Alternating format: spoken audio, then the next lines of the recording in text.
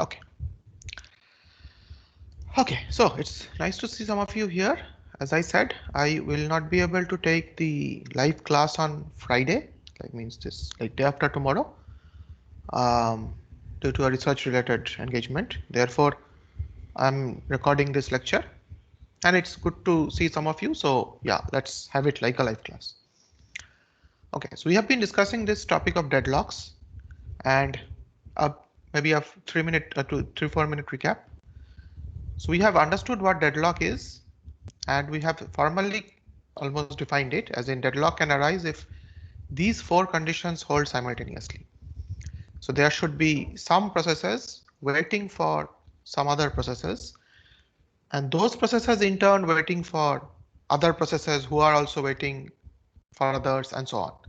So basically there exists a set of processes such that every process in this set is waiting for some event which can only be caused by some other process of this set only. Okay, so basically they keep on waiting forever because no, like that process for which, that process for which one process, a PI, is waiting, that process is itself waiting for some other process and so on. Then we discussed another way of characterizing deadlocks, which is through a graph. So this kind of a graph we discussed, that these circles are the processes and these rectangles are different resource types, and these small circles, small dots, they are actually resource instances.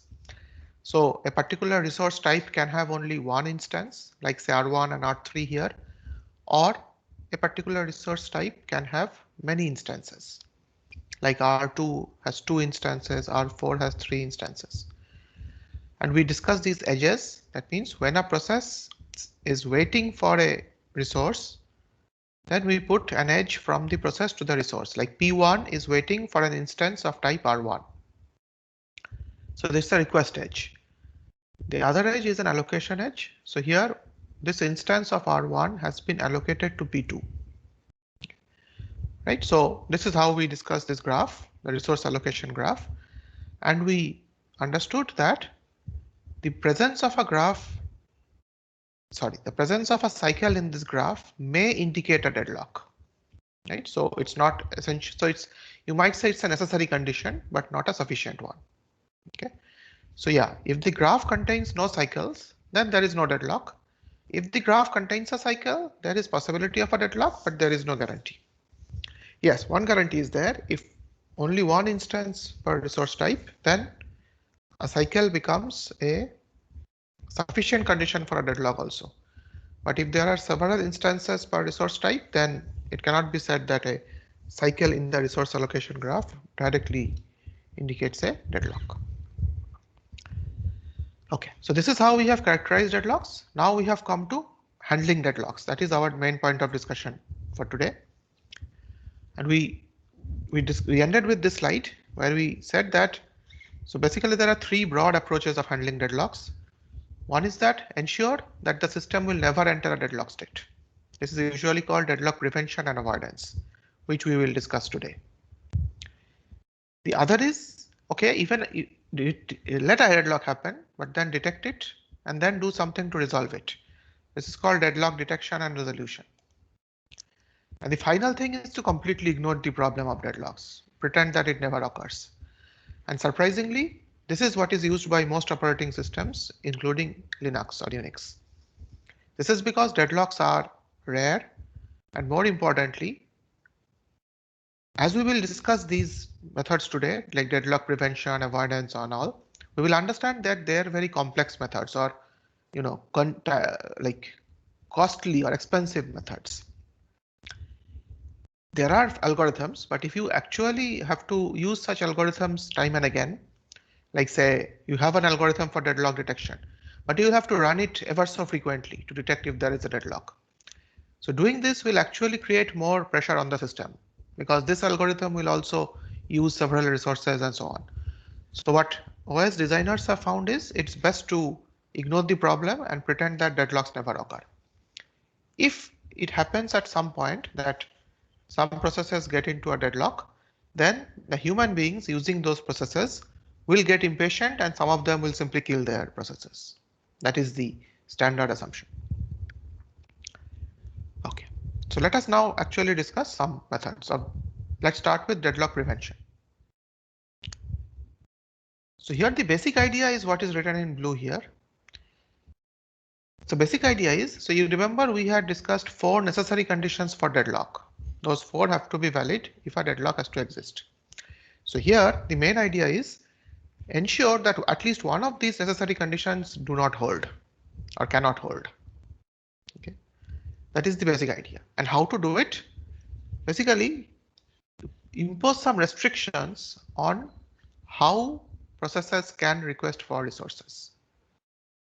Okay, let's see. So what are some standard ways of ensuring that mutual exclusion cannot happen? Okay, this can be only partial because some resources are shareable, like a read-only file and so on. But then by definition, some resources are not shareable. Therefore, if you have a set of processes which try to access a non-shareable resource, then you cannot say that I will, disable mutual exclusion. That's not feasible. However, of course, if resources are shareable, then you should not impose mutual exclusion on those resources. Next is hold and wait. So remember, this is what we want to prevent. So we want to prevent the hold and wait condition. So how? There are 2 very intuitive methods. Say a process blocking on a request should not be permitted to hold any resource. So actually some of you had mentioned this point in the last class, that suppose the process is holding some resource R1. Now it is requesting for another resource R2. The OS figures out that R2 cannot be allocated right now. So then this process must be blocked.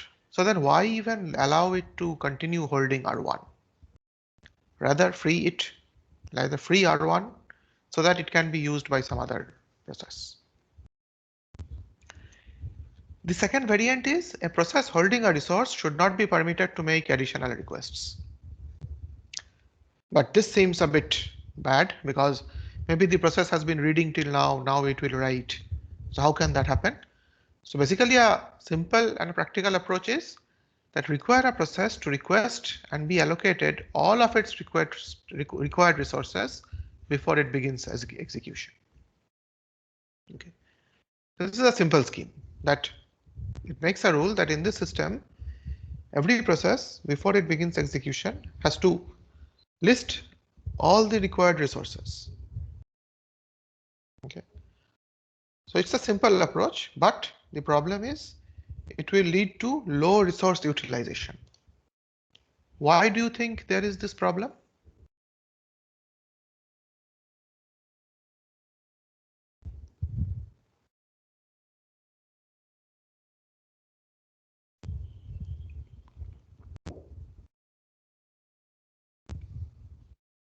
So why do you think this simple approach written on this slide can cause low resource utilization?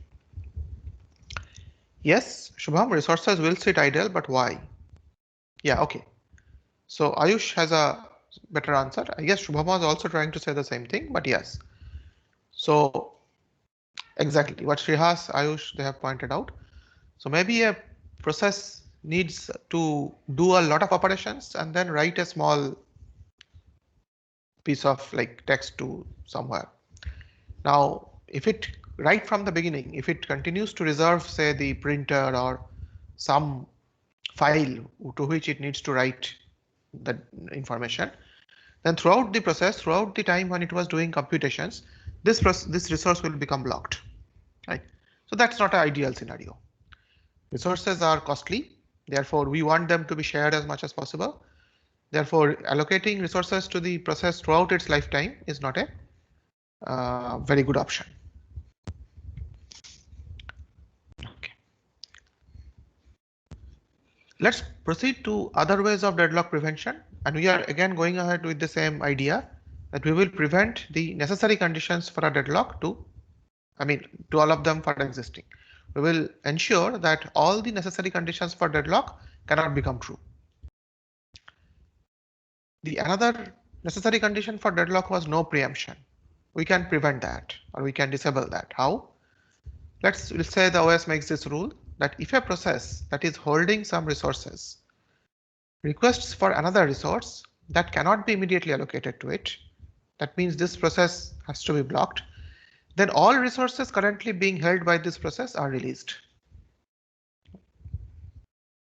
And all these released processes, which are called preempted, all these released resources, which are called preempted resources, are added to the list of available resources so that other processes can use them. Also, for this particular process, which is being put on hold, later when it resumes, it will need back these resources, these preempted resources. Therefore, these preempted resources are added to the list of resources for which the process is waiting. So possibly this process will be resumed at a time when all these resources for which it is waiting are available. That's what's written. Right. And finally, so these are some standard ways of preventing this no preemption condition. And finally, the circular wait condition. Remember the condition that we said there has to be a circular set of, a set of processes where there is kind of a cycle that say P1 is waiting for R1. R1 is being used by P2. So essentially P1 is waiting for P2. Again, say P2 is waiting for P3. P3 is waiting for P4 and back, like P4 is again waiting for P1. So we do not want this kind of a circular wait. So again, there can be several ways. One simple way is impose a total ordering of all resource types and require that each process requests resources in an increasing order of enumeration. Right, so it can never happen, let's say, that P4 is waiting for P0, let's say. So, okay, P0 can wait for P1, P1 can wait for P2, P2 can wait for P3 and so on. But the final cycle will never be completed, as in P4 will not wait for say P0 or P1 or P2 or P3. Okay, so we somehow break that cycle, this hold and wait cycle. Okay, so these are some standard methods for deadlock prevention. Now we will go ahead to deadlock avoidance. Before that, any question?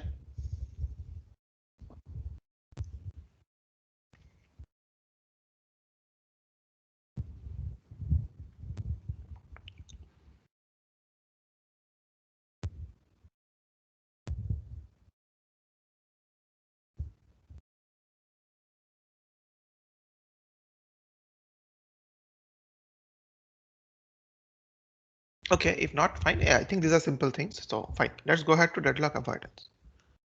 Okay, Shubhami has a question. Can you give some examples of resources that can be preempted? Okay. Again, just from the top of my head, in certain conditions, maybe semaphores can be preempted. Let's say that before entering a critical section, a process has to wait on 2 semaphores. We have seen such examples in the previous chapter. Let's say it is able to get hold of one semaphore, but it is not yet. So it requests or waits for the other semaphore, but it is not yet allocated. It does not yet get that semaphore. So then it's evident that the process has not started its critical section and it has to wait. So then that semaphore which it had already got can be actually freed up. Okay, that's just one example. If anyone else has some other example in mind, please share here.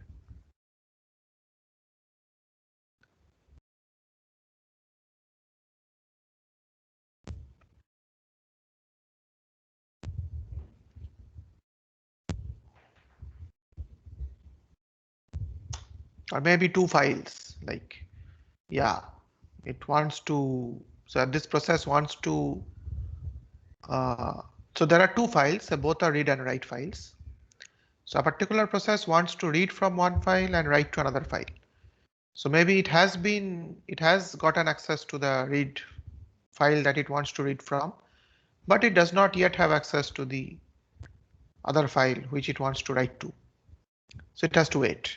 Therefore, even that file from which it wanted to read, that is also actually a read-write file. Some other process may want to write there. So maybe that file is also preempted from it. So when this process will be resumed when both these files are available. Okay.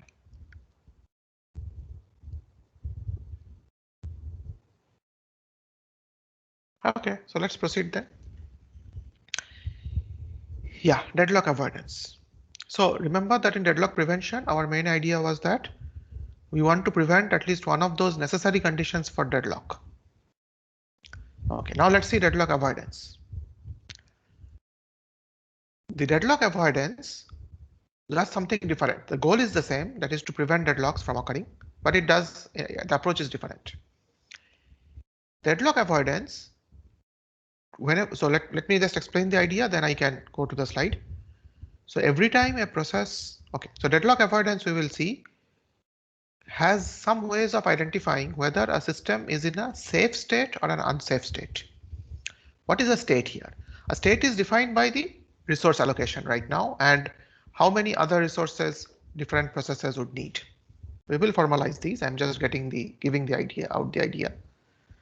So think of a state diagram kind of thing. A state consists of all such information like which resource is allocated to which process right now, how many processes are there in the system, which process can request for how many additional resources, and so on. So that's the whole resource allocation state of the system. Deadlock avoidance algorithms have some way of identifying whether a resource allocation state is safe or unsafe. We will define what safe means, unsafe means. The idea is that every time, so given the current state, let's say the system is currently in a safe state. A particular process requests for a resource. Now, there can be two options. One is the resource is not available. In that case, the process definitely has to wait. Second case is the resource is available. So now the key question is, should the OS allocate this resource immediately to the requesting process? Or should the process be made to wait? This depends on whether the state, okay, this depends on the following. This decision depends on the following. If this resource is allocated to the process, then does that change state also remain safe? If yes, then the OS will allocate this resource immediately. However, if allocating this process right now can cause the system to go to an unsafe state, then the OS will not allocate this resource immediately. Rather, the process will be asked to wait. Okay. So this is the broad idea. So now, of course, there is a big assumption here that the system has some additional a priori information about the resource usage patterns of the processes. Okay, this is an assumption. The system, in order to run such deadlock avoidance algorithms, the system has to have some a priori information about the resource usage patterns of the processes. And the simplest idea is that the OS requires that each process declares the maximum number of resources of each type that it may need. Each process declares the maximum number of resources of each type that it may need. Okay. And before allocating a resource, as I was explaining, the OS checks whether this allocation may lead to a potential deadlock situation in future. Right? Okay, now we will discuss this, but before that I have a question. So focus on this. So basically the OS says that every process has to declare, before starting, let's say every process has to declare the maximum number of resources of each type that it may need. So let's say, does that mean, okay, let's say I am writing such a process. I'm writing a program and say I have to declare how many processes, how many instances of which resource I need. So would it not be safe just to say that I need maximum number of resources of each type? Maybe I know that in the system there are 5 instances of resource 1, 6 instances of resource 2, 3 instances of resource 3, and so on. The simplest idea would be I say that I need all these resources. I need 5 instances of R1, 6 instances of R2, 3 instances of R3. Why would, or should I do it? Or if not, why do you think I should not do it?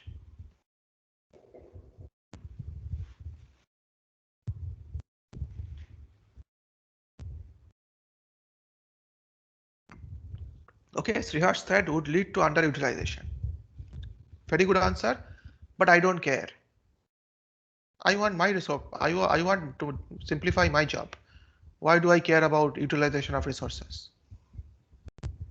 For me, the simplest way to write my program would be I say I need all these resources. Maximum number of resources I need is whatever is available of each resource type. I don't care about underutilization of resources. Of course, I'm a selfish programmer, but let's say that way. Is there any reason why I should not behave like this?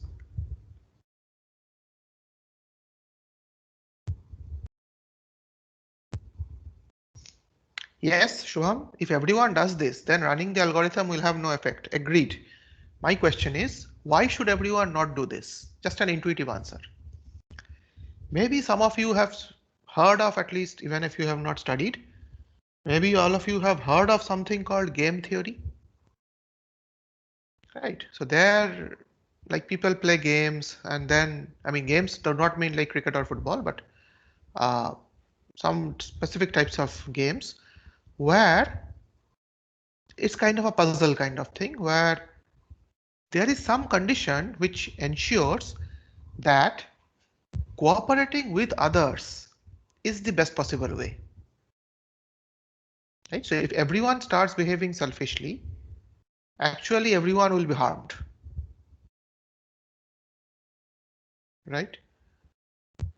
The best interest of everyone is to cooperate. So such theories are discussed in game theory and so on. But okay, that's just a digression. In this particular scenario, can you think why everyone should not behave selfishly and just say that everyone needs the I mean, why shouldn't everyone just say I need all resources that are available?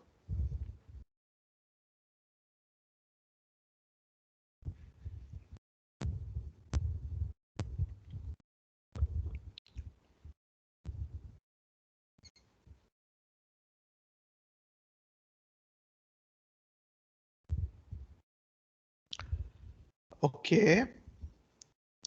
Dhrumil says as resource allocation state is defined by number of available resources, sometimes safe can be marked as unsafe. Okay, Dhrumil, again, what you are telling is not wrong, but that does not answer my question as to like why should I care whether the state is safe, unsafe, etc. Okay, Radhika is possibly going towards the correct answer. So Radhika, can you just unmute yourself for a minute? What do you mean process may starve? Sir, since my process has a maximum requirement of all the resources, so it may happen that at no point I'm getting all the resources. Exactly, So my process may starve actually. exactly. That's the idea. So if I just say that I need all available resources, as a programmer, my job would be simpler perhaps. But then I have to be prepared that my process will be allocated or my process will be allocated all these resources maybe much later. I mean, we will discuss some algorithms. So then, but keep this idea in mind that if I say that my process needs lots of resources, then the chance of my process actually being allocated all those resources will go on reducing. So maybe my job as a programmer would be simpler, but then my process will take a lot of time to run because the OS will not be much willing to allocate my process. I mean, allocate so many resources to my process. Right, this is just an intuitive idea, but understand that this, unless there is this trade-off, everyone will start behaving selfishly. Right. So again, I'm not discussing those things here. If ever you do a course on some things like game theory, then you will maybe understand or appreciate this more clearly, that usually such games ensure that uh, cooperating with everyone is your best way forward. I mean that applies for everyone. Okay. Okay. Yeah. Okay. Let's go on. So let's now actually formalize these things. We are telling many terms like resource allocation state, safe, unsafe. Let's start formalizing them. So basically a resource allocation state is defined, and it is defined by the number of available and allocated resources, maximum demands of the processes, how many resources the processes have already got versus how many are still pending. All these things make up the resource allocation state. Now a state may be safe or unsafe, right? When a process requests an available resource, decide if immediate allocation will leave the system in a safe state. This is what I was explaining. When a process is asking for a resource, decide if the OS has to decide if it should immediately allocate that resource to the process, and it will do so only if, even after allocation, the system remains in a safe state. Okay. The next slide will define what a safe state is. Before that, I just want to hear your intuition. What do you think a safe state would be? Why would a state be safe?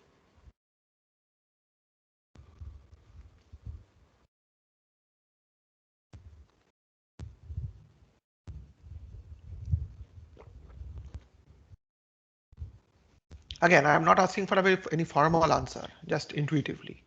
When do you think? So suppose there are n processes in the system. Every process has some resources allocated to it, etc., etc. It wants more resources. Very intuitively, what do you think would be the concept of a safe state?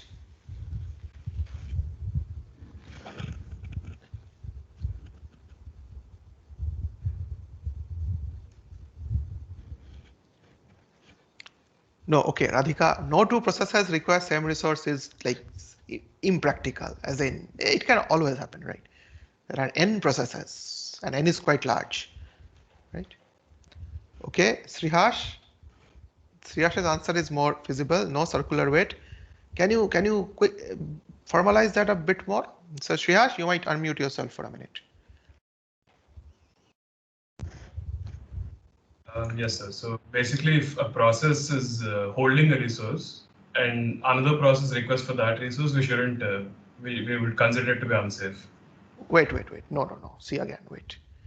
As I said, suppose there is only one instance of a resource R1. Then if one process is already holding it, of course, there is no question of allocating it to someone else. So that's not the idea. The thing is, there is, let's say, some free instances of a resource. Even then, whether it would be allocated right now or not, that is what we are saying. So, okay, so Srihash is saying no circular weight. Shubham is saying no cycle in the resource allocation graph. Fine, but again, okay, fine. The particular algorithm that we will discuss actually does not use the resource allocation graph, though it can be used, fine. Okay, but I was just thinking, what do you mean no circular weight or no cycle? Can like either Srihash or Shubham, can you just a bit more formalism, as in what are we looking for? When would we call the state safe?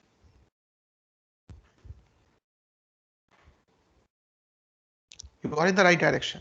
No cycle, but what of it? Maybe Shubham, you can unmute yourself and. Sir, I mean that even if there is a cycle, then all the nodes in the cycle will have some free instances of the resources available. Then only we can call it safe.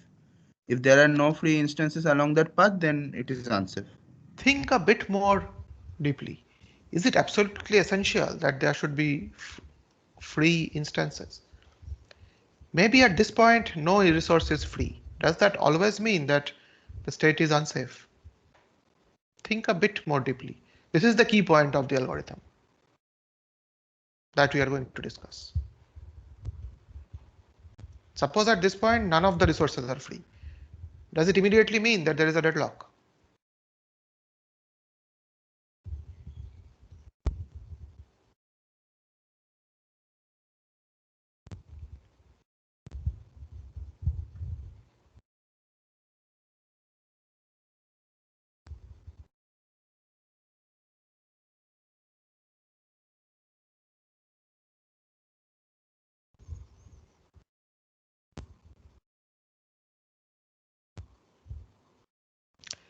Exactly what Ayush is saying. Some processes can finish and free up resource instances.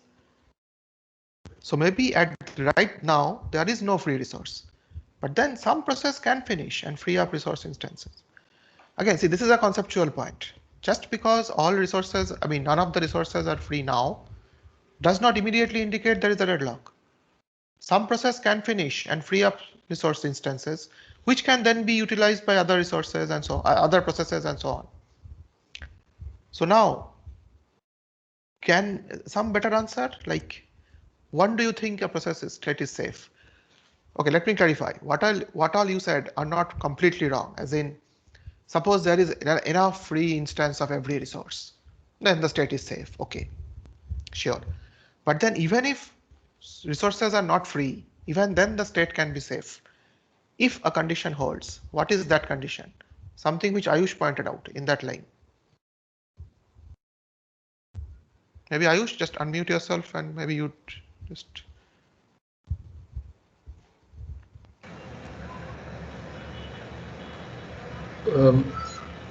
If no other resource instance is required by some process, so it can perform execution. Yes. And so suppose there is a process which does not require any more resources. It has got all the resources that it requires. So this can finish. Yes. And free up its instances. Then just go forward one line. So these freed up resource instances may enable another process to finish. Right, so maybe there was one process which had got all the resources allocated to it. It does not require any more resource. So eventually it will finish. That will free up some resources. Using those freed up resources, maybe some other process can finish, and so on. Right? So basically, if such a sequence of processes exists, that at least the first one can finish, after that first one finishes, the second one can finish with the resources freed up by the first one.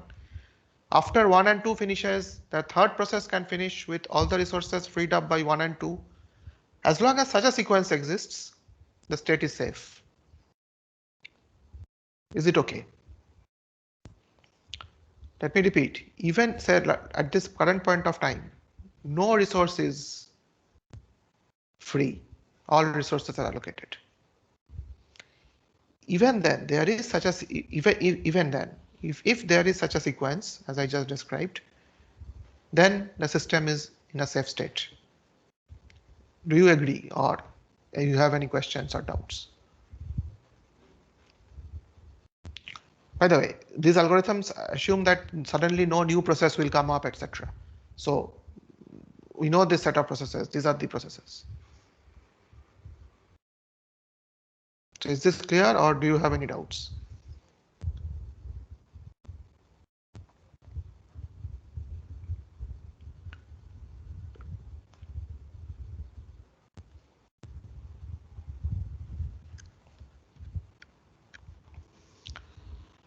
Okay, let's formalize this. I think it will be clear.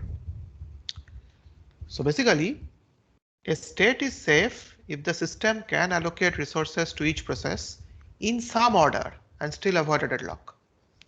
So more formally, suppose there exists a sequence, a P1, P2 up to Pn of all processes in the system, such that for each PI, the resources that PI can still request, I mean, in addition to what it has already now, can be satisfied by currently available resources plus resources held by all the Pj with j less than I.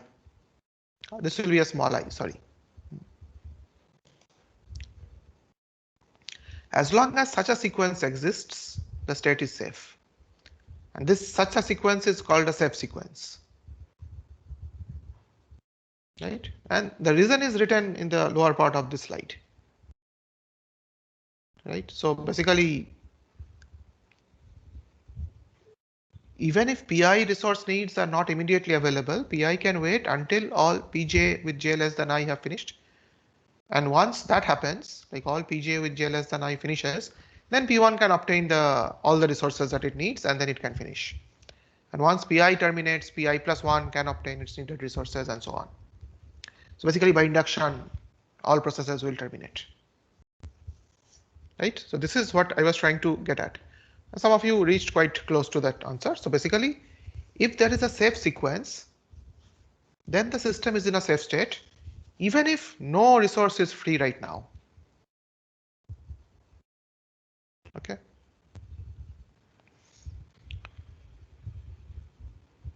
So basically now, if the system is in a safe state, then there is no possibility of a deadlock. If a system goes in the unsafe state, then there is a possibility of deadlock. Though it cannot be guaranteed always that there will be a deadlock, but there is a possibility. However, deadlock avoidance algorithms do not take that risk. They ensure that a system will never enter an unsafe state. Okay. Okay, Rashil has a question. Sir, this sum order is bound. Okay, this sum order means, okay, yes, this one is bound to affect scheduling order, right?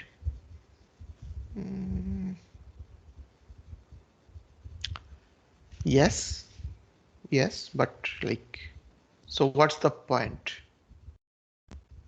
Because of course here, say in this, what is written in this slide according to this, there is no point in scheduling Pi before all Pj with j less than I have finished. Because Pi will always be waiting. I mean, until that happens, that all Pj with j less than I finishes, until that happens, Pi will be blocked, as in it is still waiting for some resource which it is not, I mean, which is not available. So of course it will affect scheduling order. But yeah, I mean, but do you have any follow-up question, or is this okay?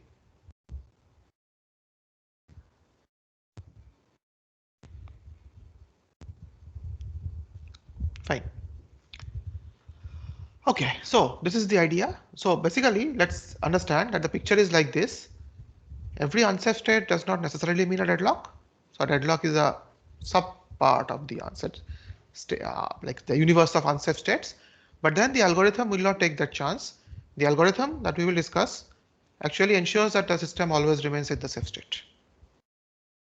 Okay. So now, let's go ahead with an example. Let's say this is the state right now. So you have these 3 processes, and in total we have 12 instances. Let's talk about only one resource type. Okay, we have 12 instances of that resource type, and there are these 3 processes. They have declared their maximum need 10, 4, 9, and current allocation is 5 to 2. Now the question is this state safe? Does there exist a safe sequence?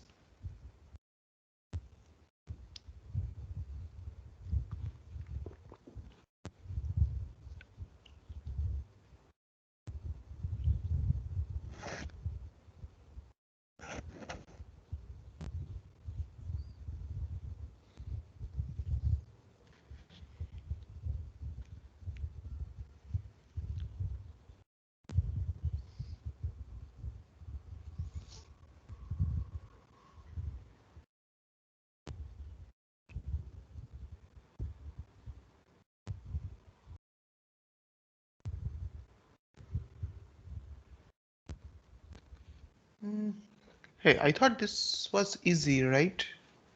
Any answers? Yeah, so what is the safe sequence?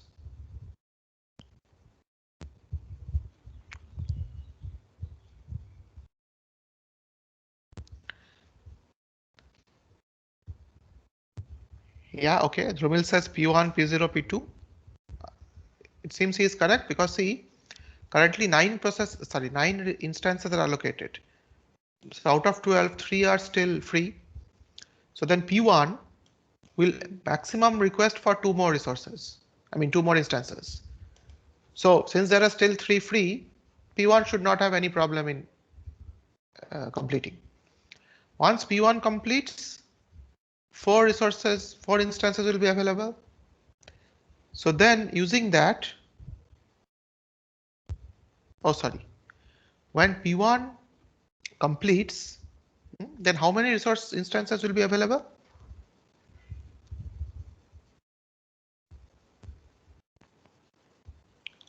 These 4 which it will free up, and the 3 are still which are still remaining. So 7 are remaining. 7 are free at that point when P1 has terminated. These 7 can be allocated to P2 and it can complete. After that, P0 can complete. So Dhrumil, okay, I think it will be P1, P2, P0, right? Or okay, I think both are okay. Like P1, P0, P2 is also possible, and I think P1, P2, P0 is also okay. No. Yeah, I think what Dhrumil said, that is more. Yeah, I agree. Yeah, what Dhrumil said previously, P1, P0, P2, that is more likely because P2 can still ask for 7, right? So that might get stuck. So after P1 completes, the number of resource instances that remain are current 3 which are free and these 2 which are currently allocated. So 5. So after P1 completes, 5 instances of the resource would be free.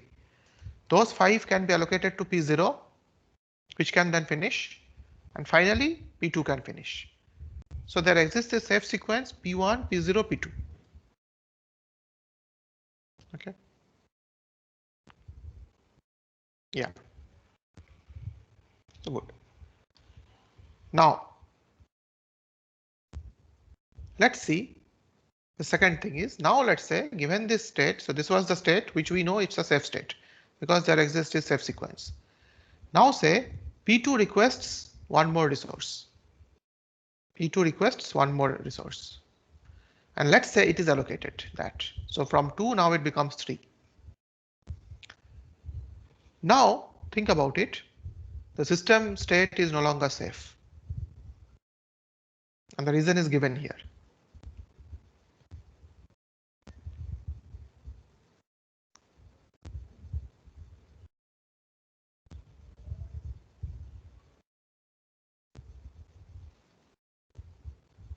Because again, that's the thing. So as we discussed, P1 can still finish, but then that will free up 5 resources in the previous slide, like when the state was safe.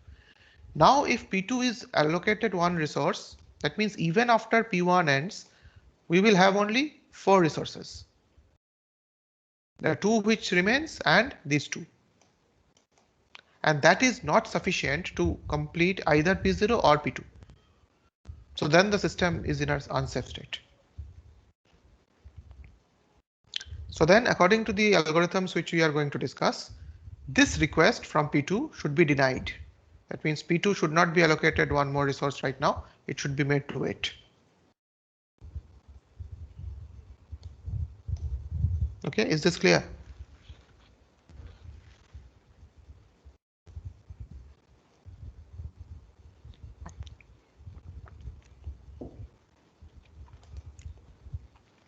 Okay, so now the question is, what kind of an algorithm will help in deciding all these things? So I think we have got the basic idea, but then what algorithm should be run? So there are 2 variants of algorithms. One is using a resource allocation graph. But this is feasible only when there is a single instance of a resource type. However, when there are multiple instances of a resource type, there exists another algorithm for deadlock avoidance that is called Banker's algorithm. That's quite popular, and that is what we will study. Right? So I think, take it as a small task to figure out how this this case can be figured out. This should be quite easy. Some of you might already see, because we have discussed about cycles and so on. But let us discuss this new thing, the Banker's algorithm, which can handle multiple instances of a resource type.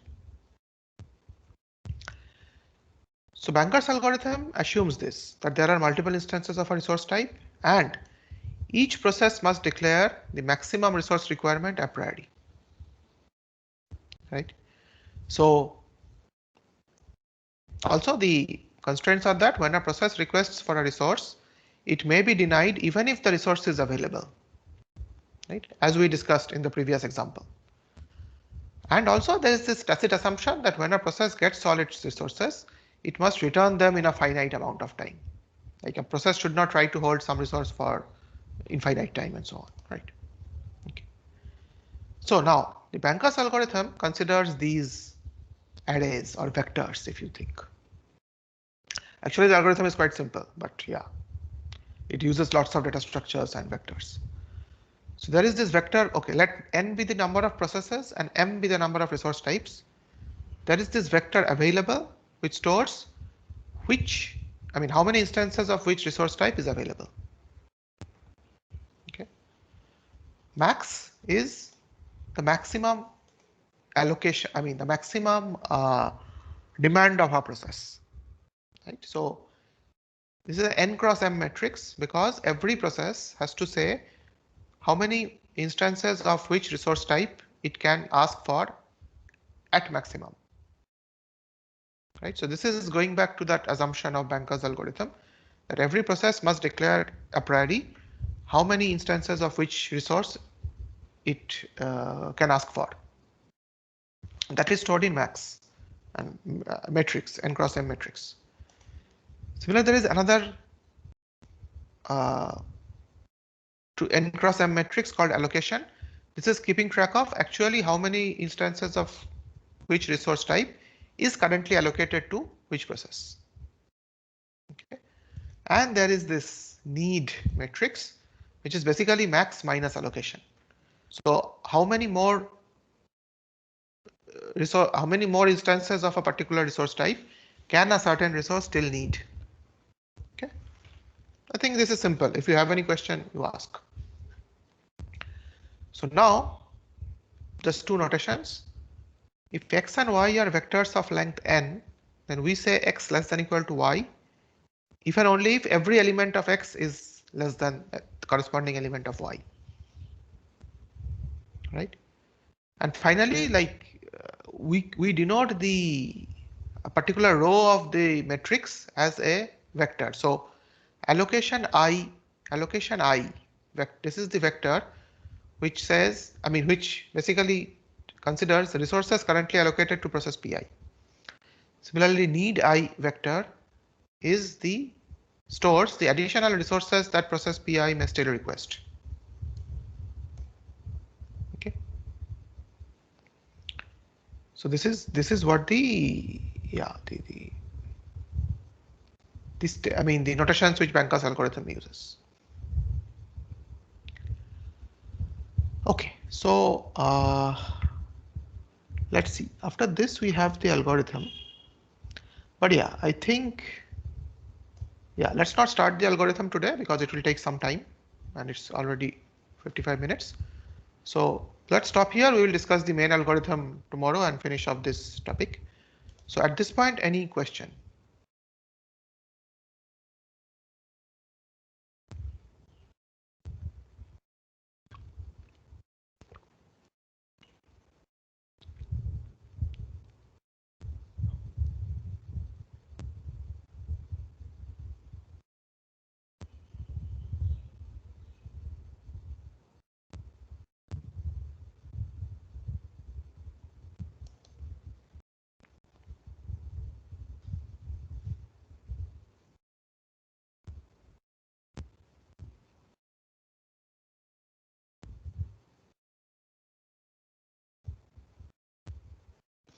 Okay, fine.